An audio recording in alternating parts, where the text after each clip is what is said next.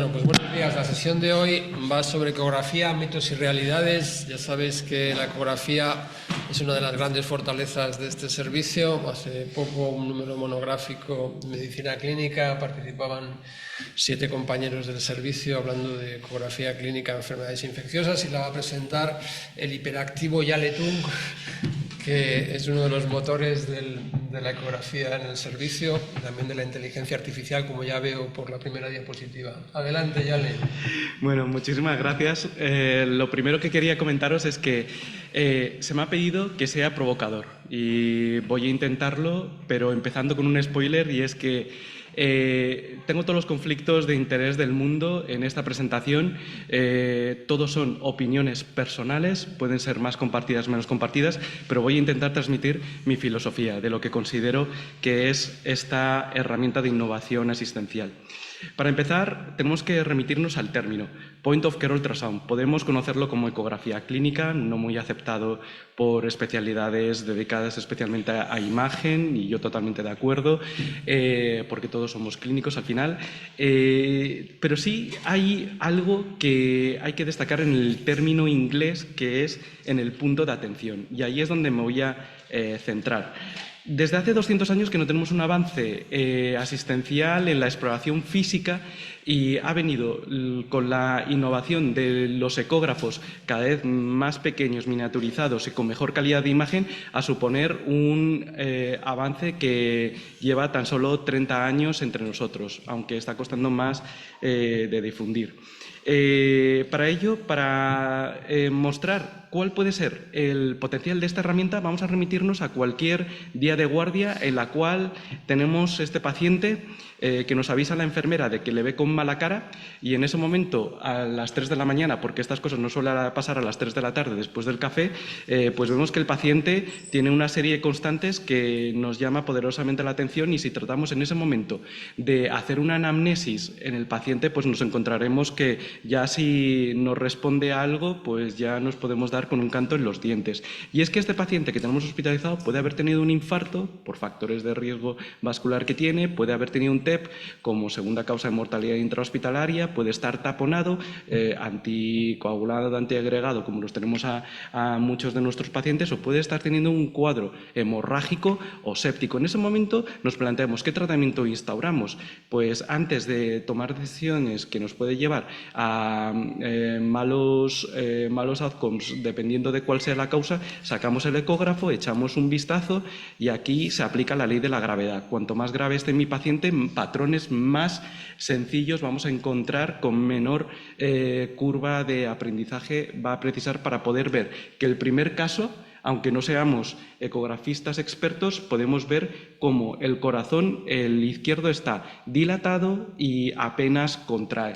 En el segundo caso tenemos un trombo ahí que nos está saludando desde la aurícula derecha. En el tercero tenemos una cámara negra que nos envuelve como un paciente taponado, y en el cuarto el ventrículo izquierdo está mandándonos besos, como el kissing del ventrículo izquierdo, kissing walls, o obliteración sistólica del ventrículo izquierdo, típico de hemorragias y sepsis. Con lo cual, de un plumazo, nos hemos encontrado las causas del shock de mi paciente, y en ese mismo instante podemos instaurar un tratamiento acorde que nos permita el poder mejorar el pronóstico. De eso lleva a que desde el año 2012 se hable de la campaña Ultrasound First, porque es seguro, porque es efectivo, porque es costo eficiente, porque es una técnica que realmente nos permite poder tomar decisiones a pie de cama, en el punto de atención y en el momento que más lo precisa. Aunque al final seamos los frikis del carro de helados, que vayamos moviéndonos a todas partes. Como contaba, no os voy a definir qué es la ecografía clínica, os voy a desmitificar algunas de las frases que más se escucha en este mundillo. La primera, que es una técnica de médicos.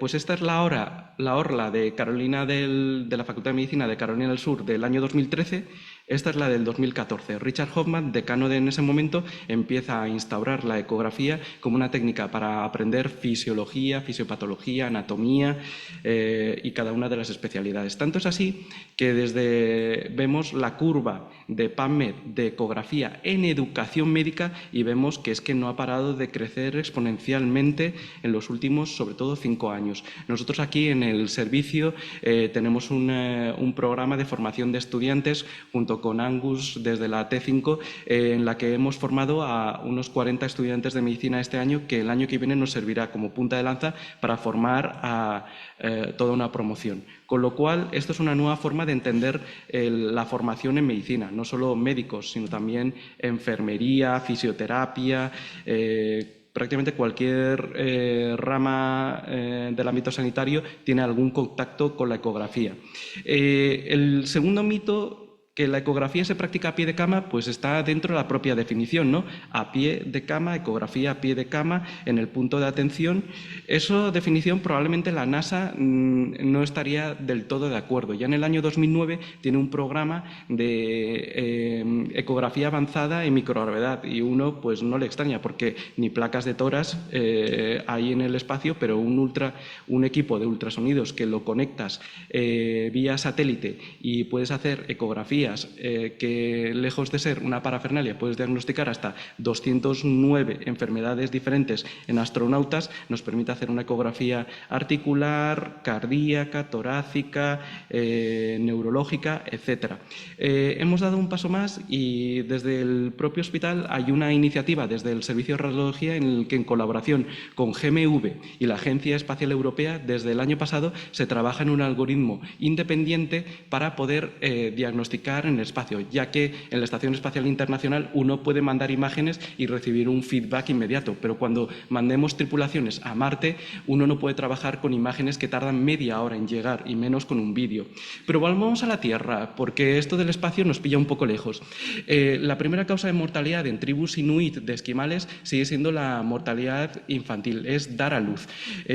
Aquí tenemos un grupo de voluntarios que van a esta tribu haciendo ecografías a embarazadas y ya inmediatamente les dice si es seguro o no es seguro tener el parto en el poblado, impactando inmediatamente en la mortalidad. O este grupo de noruegos alpinistas que, escalando el Monte Everest, uno de ellos empieza con disnea.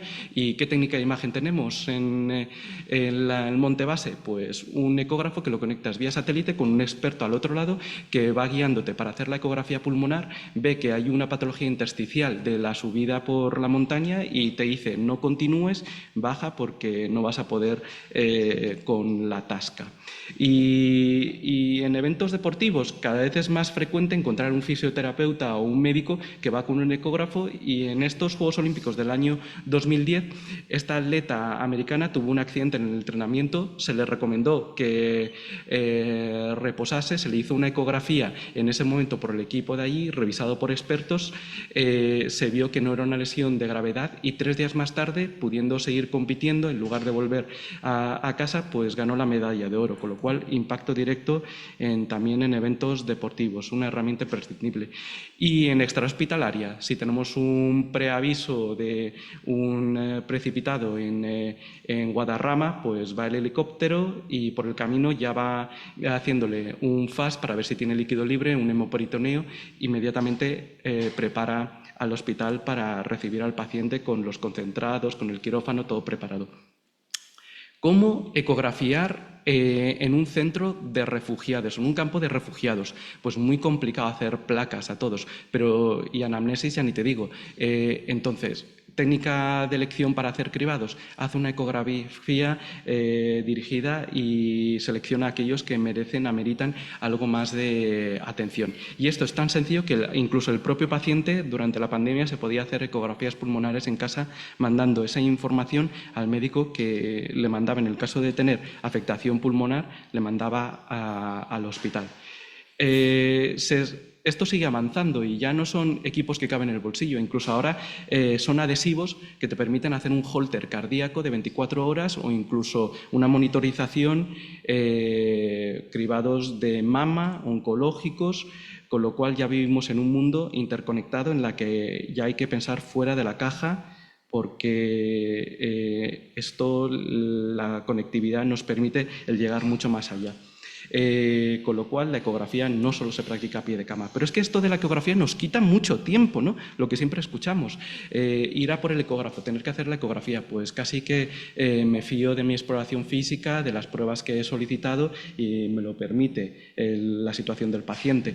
El problema es que ya desde el año 2005 en este estudio ya se vio que cuando intentábamos hacer algún procedimiento, como en este caso la canalización de una vía central, se vio que la técnica dinámica por la cual yo veo con el ecógrafo en todo momento por dónde va la aguja, se tarda menos de la mitad de lo que se tarda por referencias anatómicas. Puede ser tan rápido realizar un procedimiento como pinchar y ver que estoy ya en el sitio y ya hacer mi procedimiento habitual. En la era de la IA, ¿qué nos aporta en el campo de la ecografía? El guiarnos cómo tenemos que ir colocando la sonda, el tipo de imagen que tenemos que obtener, la imagen optimizada, y una vez que la tengo, se graba automáticamente dándome las medidas de la estructura que estoy ecografiando. O en este otro caso, en la cual pues una vena cava inferior que a nadie nos quita 4 o 5 minutos de ecografía para hacer las mediciones, este aparato te lo hace de forma automática, teniendo este parámetro hemodinámico que se puede obtener a la cabecera, que incluso enfermería lo podría incorporar como un parámetro más. O una autosegmentación en la que conectando el ecógrafo con el iPad nos va a permitir el poder ir detectando, identificando las referencias, estructuras anatómicas por las que estoy ecografiando. O esta aplicación que la he visto súper útil, aunque no ha convencido mucho, que es directamente en mi paciente a partir del 4º o 5º día, cuando empieza a mejorar, lo típico que te dicen, pues es que no va al baño. Y en ese momento tú te planteas, pues le hago una eco, veo si me deja sombra ahí atrás. Si me deja sombra, pues sé que va a ser de dedo de residente. Si no tiene sombra, pues nada, seguimos con el Movicol. Pero de momento ningún resi le ha parecido interesante el tema. Entonces, esto de la ecografía es una técnica que, bien aplicada en circuitos asistenciales validados, nos va a permitir ahorrar tiempo. Pero es que la exploración física sigue siendo la clave de mi paciente, pero tendremos que plantearnos haciendo un ejercicio de introspección y decirnos, ¿cuánto de bueno es mi exploración física?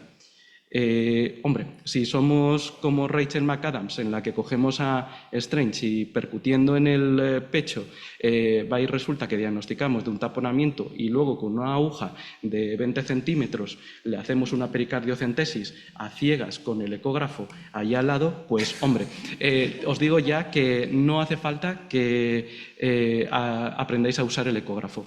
Pero la realidad es que frente a la inspección, palpación, percusión y auscultación tenemos ahora una herramienta denominada insonación que nos va a permitir ahondar más en la fisiopatología de mi paciente. Y si nos pretendemos fiar de las referencias anatómicas, ya en este estudio del año 98, anda si no ha llovido, te dice en este estudio de nefrología que cuando canalizas una yugular interna, nos guiamos por la carótida. Tú palpas la carótida, lateral a la carótida, externa a la carótida, vas a tener la yugular. Seguro, en el 60% de los casos, según este estudio. En un 25% está por encima, con lo cual si te pasas, canalizas la arteria, en un 4% está muy alejado y 3% es muy pequeño y en un 4% está invertido, con lo cual en uno de cada 4 pacientes las referencias anatómicas no os van a servir. O sea, eso de que yo por referencias anatómicas soy más rápido, claro, como a ti no te pinchan, pues nos da un poco igual. Y es que hacerlo por ecografía puede ser tan placentero como ver esa aguja cómo entra en el sitio. Esto hasta estudiantes de la ESO son capaces de hacerlo, y esto no lo digo yo, está publicado en un paper en la que utilizaron modelos fantomas. Y cambiemos, nosotros internistas no hacemos mucha vía central, vale, bien, te lo compro, pero pinchar una toracocentesis es la misma aguja y es el mismo ecógrafo. Una biopsia ganglionar, una artrocentesis, técnicas a las cuales probablemente con un poco de suerte hacemos una al mes. Me estoy pasando, una al año, y queremos mantener la competencia en esto. Con ecografía sí, sin ecografía difícilmente. Y es que ahora incluso te lo hacen más sencillo. Directamente te lo ponen en el punto verde, tocas a un botón y ya tienes la vía central cogida. En el New England ya desde el año 2003, que poco impacto ha tenido porque estamos en el año 2026 y seguimos hablando de que en hospitales con ecografía debería usarse la ecografía en la guía de cualquier procedimiento, pero podemos seguir usando la antigua las técnicas tradicionales. Con lo cual, ecografía más exploración física, mejor medicina a pie de cama. Pero las técnicas ionizantes son las mejores, son el gold estándar. Pues hombre, yo creo que en este paciente de 65 años con dolor lumbar de reciente instauración y factores de riesgo vascular, vemos eso dando vueltas y a nadie le salta desapercibido que tiene que tratar ese aneurisma y no se quedaría tranquilo dejándole irse a casa. Aunque nadie ha visto el aneurisma, ha visto la lavadora, pero bueno, también para acordarnos de que hay técnicas en las cuales la ecografía tiene más potencial al ser dinámica, 2D y en tiempo real. Entonces, ¿qué es lo que ocurre? ¿Nos falta evidencia para poder aplicar y tenerlo en todos los servicios? Pues bueno, si recogemos toda la evidencia que se ha publicado al respecto en ecografía, solo en la pandemia 3.000 artículos de ecografía a pie de cama. Ya no digamos desde el año 96, que es cuando empezó toda esta corriente. Entonces, de lo que se trata aquí no se trata tampoco de hacer ecografía a todo paciente, sino intentar buscar dónde puede aportar mayor valor, reduciendo nuestra variabilidad en la atención, lo cual pues es una realidad y por ende con ello reducir el riesgo.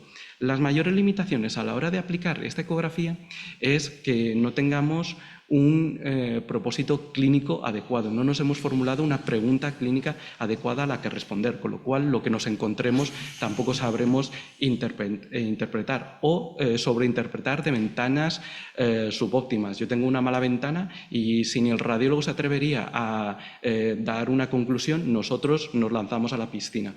Ignorar la probabilidad pretest. Mi paciente tiene unos síntomas, he hecho una anamnesis y he revisado la historia.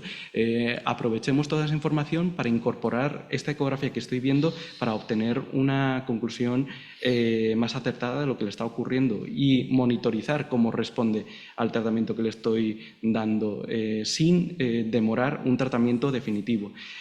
Confundir que la imagen no es la decisión la tomo yo, con lo cual no hay riesgo en hacer ecografía, hay riesgo en tomar decisiones en base a una mala ecografía. Con lo cual la ecografía no reemplazará el juicio clínico, pero si tienes una buena indicación y un entrenamiento adecuado, va a mejorar tu atención del paciente y la satisfacción. ¿Por qué no? En era pre-prom, pues un cliente satisfecho. Esta es la presentación, por si alguien la quiere. Y si alguien tiene alguna duda, algo que preguntar.